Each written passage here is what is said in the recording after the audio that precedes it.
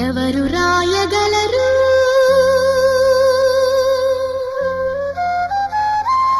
అమ్మాను మాట కన్న కమ్మని కావ్యం? ఎవరు పాడగలరు